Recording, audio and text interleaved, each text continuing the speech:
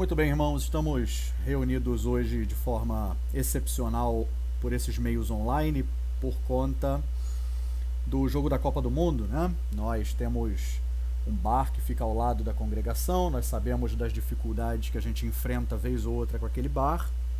Hoje, então, nem se fala, né? Provavelmente vão fazer alguma baguncinha por ali e ficaria inviável ter culto pelos meios tradicionais. Fora também a questão da violência, o jogo e o pós-jogo, né? Muita gente se embriaga, sabe lá Deus o que faz. Não tem muito tempo nós recebemos a notícia de que ali próximo, num dos jogos do Brasil, um policial acabou assassinando um homem. Então vamos evitar aí para preservar a segurança dos irmãos. A gente também não sabe como é que vai estar o transporte público próximo ao horário do jogo. Então, levando em conta todas essas circunstâncias, nós achamos por bem colocar esses meios, né? Então, louvado seja Deus aí pela oportunidade que temos de cultuá-lo, ainda que à distância, ainda que não irmanados da maneira como gostaríamos, mas podemos pelo menos ouvir a palavra do Senhor e dirigir a Ele em conjunto as nossas orações. A nossa leitura de saudação nesse momento se encontra no Salmo 96, versos de 2 a 4, que diz: Cantai ao Senhor, bendizei o seu nome, proclamai a sua salvação dia após dia, anunciai entre as nações a sua glória, entre todos os povos as suas maravilhas, porque grande é o Senhor, e muito digno de ser louvado, temível mais que todos os deuses. E de fato, o nosso Deus, ele é um Deus grandioso, que tem realizado coisas grandiosas, maravilhosas, que devem ser proclamadas. Dentre elas, a maior de todas certamente é a sua salvação. E quando a igreja está reunida, seja de que modo for, nós anunciamos através do nosso culto, da nossa reunião, da vida que nós temos, essa salvação, né? Nós somos testemunhas vivas dessas maravilhas do Senhor entre nós.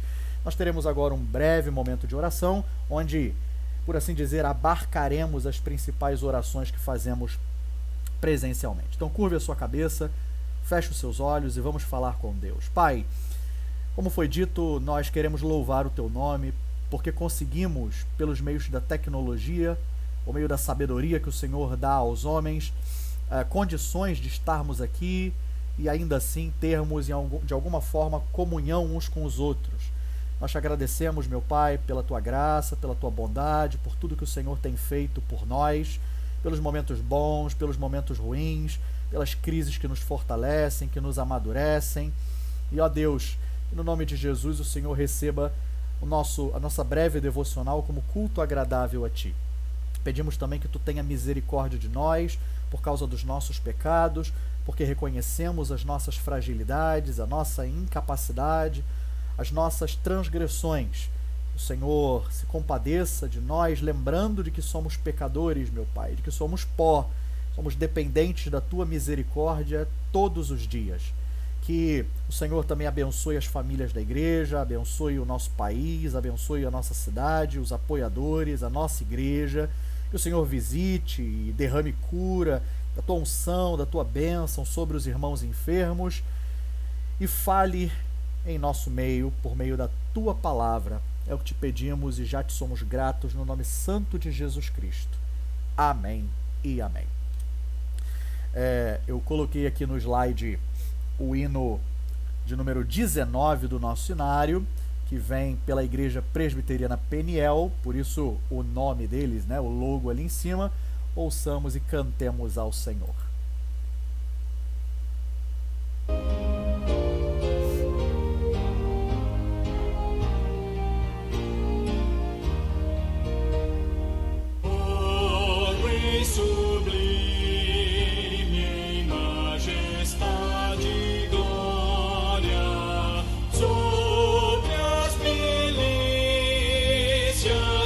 Celestial.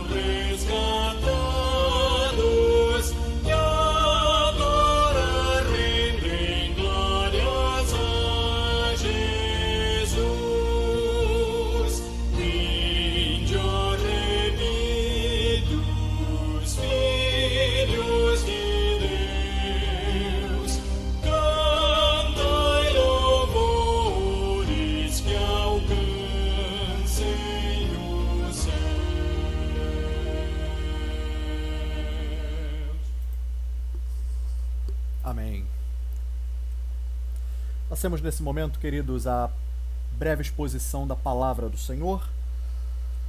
Texto que o Senhor tem posto para falar ao nosso coração está em Atos capítulo 15, versos 36 a 41, que diz assim: Alguns dias depois disse Paulo a Barnabé: Voltemos agora para visitar os irmãos por todas as cidades nas quais anunciamos a palavra do Senhor, para ver como passam. E Barnabé queria levar também a João, chamado Marcos. Mas Paulo não achava justo levarem aquele que se afastara desde a Panfilha, não os acompanhando no trabalho. Houve entre eles tal desavença que vieram a separar-se. Então Barnabé, levando consigo a Marcos, navegou para Chipre. Mas Paulo, tendo escolhido a Silas, partiu encomendado pelos irmãos à graça do Senhor e passou pela Síria e Cilícia, confirmando as igrejas. Amém. Irmãos, o desenvolvimento de uma criança envolve uma série de processos, vocês sabem muito bem, né? Principalmente aí o pessoal da família do Jean, o Tauan, seu Marcos, Dona Fátima, Samuel, né? Acredito que esteja se desenvolvendo muito bem na sua infância. A gente sabe que envolve uma série de processos. E nesses processos é comum que ocorra aquela dinâmica de tentativa e erro. A criança ela começa engatinhando, aí um dia ela tenta andar, e nessas tentativas ela acaba se desequilibrando e caindo. E aí quando ela já está um pouco um pouco maior, né, ela começa a tentar outras coisas. Vai aprender a andar de bicicleta. Aí ela sobe, pedala alguns metros e acaba caindo. Aí ela levanta, tenta de novo e cai de novo. Então nesses dois exemplos que eu dei, né, da criança aprender a andar e a criança aprender a andar de bicicleta, ela conta com a compreensão e o suporte dos pais. Imagina, por exemplo, um pai que na primeira queda de bicicleta do filho, dá a surra no filho e diz que nunca mais ele vai subir numa bicicleta, rejeita ele, deserda ele, expulsa a criança de casa. Pensar numa coisa dessa seria no mínimo um absurdo, porque o que se espera de um bom pai ou de uma mãe é a compreensão que aprender envolve tropeços. O pai e a mãe estão ali para levantar o filho, para cuidar dos machucados dele, para corrigir o que for necessário, para incentivar a criança a tentar mais uma vez até que ela consiga. Mas é interessante que a gente acha razoável as pessoas serem pacientes com uma criança que está aprendendo a andar ou com uma criança que está aprendendo a andar de bicicleta, mas a gente não tem a mesma tolerância com irmãos que estão aprendendo a andar com Cristo. Porque a caminhada cristã, ela também é cheia de tropeços. O processo de crescimento e de amadurecimento na fé envolve momentos em que a pessoa vai precisar ser corrigida, momentos em que ela vai acabar caindo, momentos em que ela vai ter que levantar e recomeçar.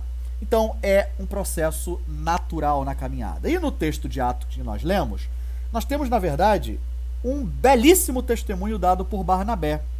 Porque Barnabé, ele tem um olhar sensível para João Marcos. E foi esse olhar que ele teve que permitiu que João Marcos fosse restaurado e que futuramente se tornasse uma bênção. Bom, Marcos ele era primo de Barnabé. Recentemente, ele tinha sido convertido através do ministério do apóstolo Pedro. Pareceu uma boa ideia Barnabé levá-lo na sua primeira viagem missionária com Paulo, talvez para ele adquirir uma certa experiência, para ele ver mais ou menos como é que era o campo missionário. Mas lá em Atos 13:13, nós lemos que João Marcos, em certo ponto da viagem, ele deu para trás. Ele voltou para Jerusalém, ele abandonou a missão. O texto ele diz assim: e navegando para Pafos, Paulo e seus companheiros dirigiram-se a Perge da Panfilha. João, porém, apartando-se deles, voltou para Jerusalém. O texto não explica a razão dele ter voltado. Não sei se é saudade de casa, não sei se foi medo da missão, não sei se foi imaturidade da parte dele. Qualquer tentativa de explicar seria especulação. A gente não sabe, o texto não diz. O fato é que ele desistiu e deu para trás. E Paulo não gostou dessa atitude. Parece ter considerado como um ato de covardia, no mínimo, pelo menos um ato de imprudência da parte de João Marcos. Mas Barnabé, ele teve um olhar diferente. Antes da segunda viagem missionária, Paulo, nesse texto aqui de Atos 15, ele propõe que ele e Barnabé revisitassem as igrejas da região da Galácia, que são as igrejas que foram plantadas na primeira viagem missionária, para fortalecer os irmãos, para saber se estava tudo bem com a fé deles. Paulo tinha recebido notícias de judaizantes no meio daquelas comunidades, então ele fica preocupado e resolve estimular Barnabé a retornar àquelas igrejas. E Barnabé queria aproveitar a circunstância para dar uma segunda chance a Marcos, levando ele de novo com os dois. Mas Paulo não considerou justo que alguém que tinha abandonado eles na missão participasse dessa visita. Porque se ele não ajudou a plantar, o que ele ia fazer lá? Né? Por que ele iria com eles? Isso gera uma discussão entre Paulo e Barnabé a ponto deles resolverem tomar rumos diferentes. Paulo leva como seu auxiliar a Silas e Barnabé leva consigo a João Marcos. Barnabé, ele é um dos personagens mais importantes nessa primeira parte do livro de Atos, tá? O nome dele significa Filho da Consolação. Capítulo 4 de Atos, quando apresenta esse personagem, explica o significado do nome dele. O nome dele, na verdade, era José, mas ele tinha esse apelido, né, de Barnabé, que é Filho da Consolação, e não é à toa. É um homem que buscava aproximar pessoas, encorajar os irmãos, ele acreditava na ação graciosa de Deus na vida dos crentes. Foi ele que apresentou Paulo aos apóstolos quando ninguém confiava em Paulo. Foi Barnabé quem demonstrou alegria quando descobriu que a graça de Deus estava chegando aos gentios lá em Antioquia. E agora, mais uma vez, ele dá esse testemunho, estendendo a mão para acolher João Marcos, procurando restaurá-lo e investir nele. Olha, fazer isso com uma pessoa não significa ignorar os erros da pessoa. Com certeza, Barnabé não ignorou o que Marcos havia feito. Ele abandonou a missão, ele frustrou os companheiros. Mas Barnabé sabia que a história de alguém, principalmente de um cristão, não é definida pelos fracassos dessa pessoa. Uma pessoa não é os fracassos dela. E essa atitude de Barnabé nos lembra a atitude do próprio Deus. Se a gente for olhar o ministério do Senhor Jesus, nós encontramos só dois fatos que remontam a isso. Primeiro foi a restauração de Pedro. A gente sabe, Pedro negou Jesus 3 vezes, mas Jesus não descartou Pedro por causa disso. Pelo contrário, depois de ressurreto, a gente vê lá no final do Evangelho de João que ele se encontra com Pedro e restaura Pedro. Segundo fato do ministério de Jesus, e aí não é exatamente um fato, mas uma parábola, é a parábola do filho pródigo. O filho desonrou seu pai, pegou a herança antes do tempo, o que foi uma ofensa muito grande ao pai. Ele considerou seu pai já morto, mesmo ele ainda estando vivo. E aí ele desperdiça essa herança com o que não devia. E aí? Quando ele volta para casa, o pai que tinha todo o direito de escorraçar o filho pelo que tinha feito, ele o abraça, ele troca as suas vestes, ele reafirma a sua aliança, ele mostra que ele não deixou de ser filho. E ele ama essa criança, né, esse jovem, aliás, ele restaura esse jovem ao seio familiar. E, cara, o evangelho é isso, né?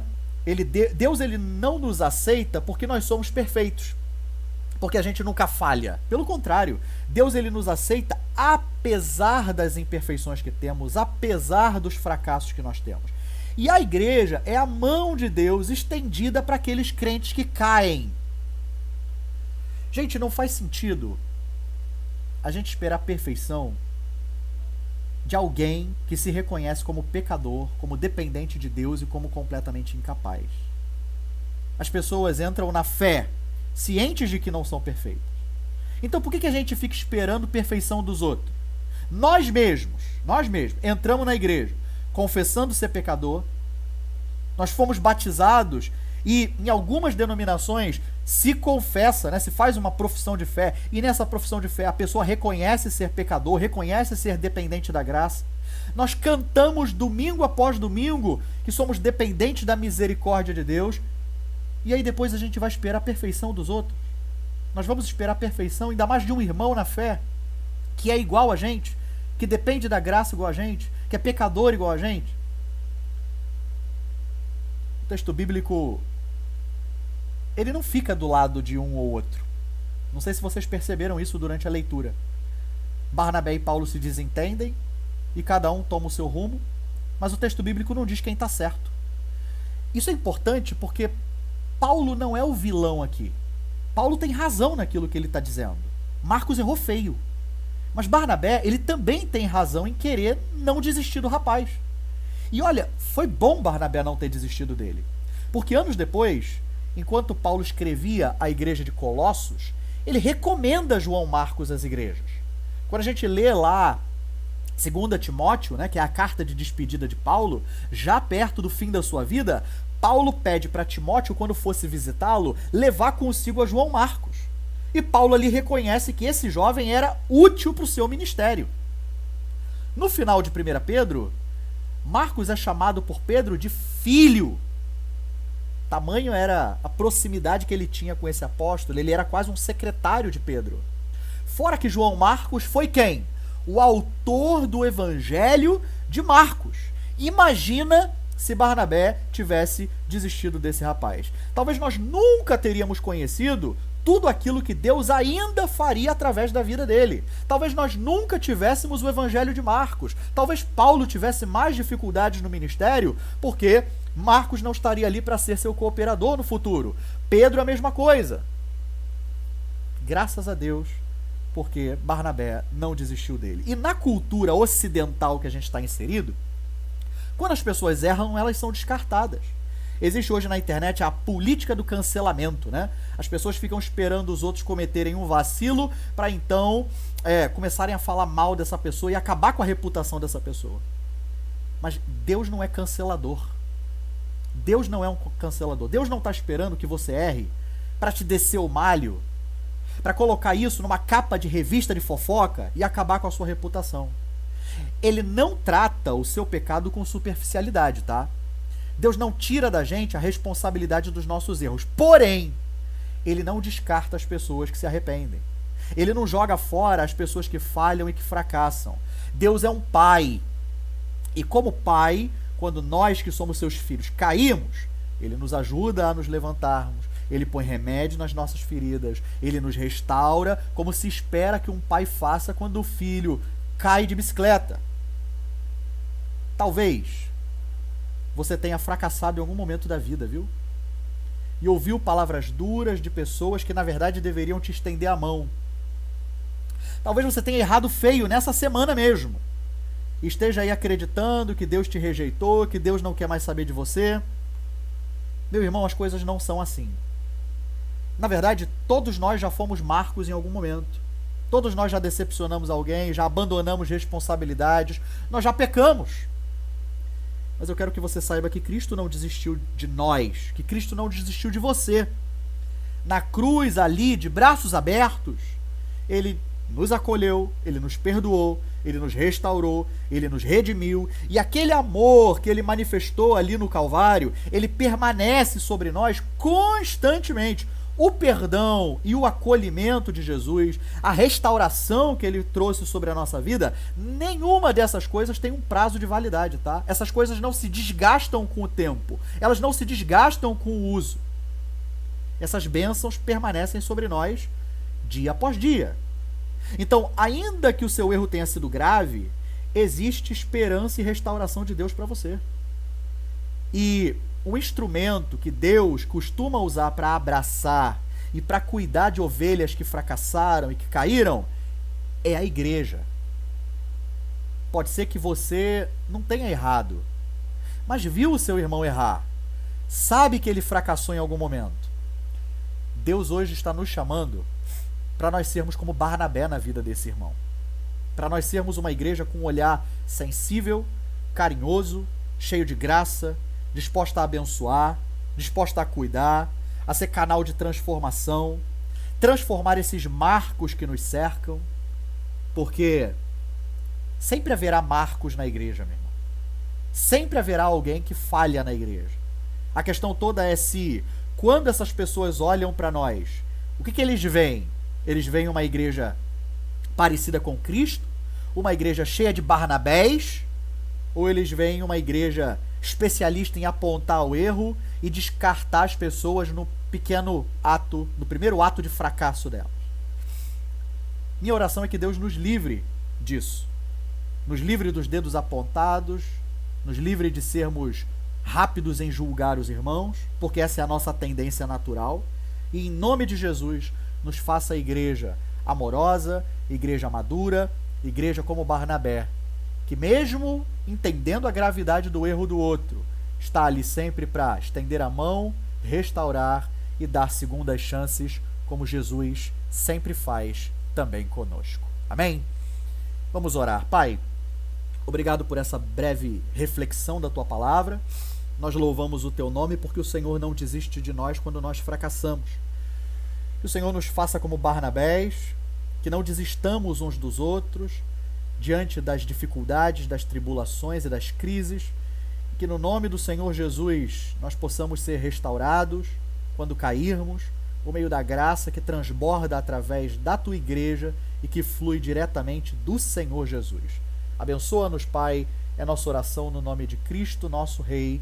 Amém e amém. Amados, damos então por encerrado a nossa devocional.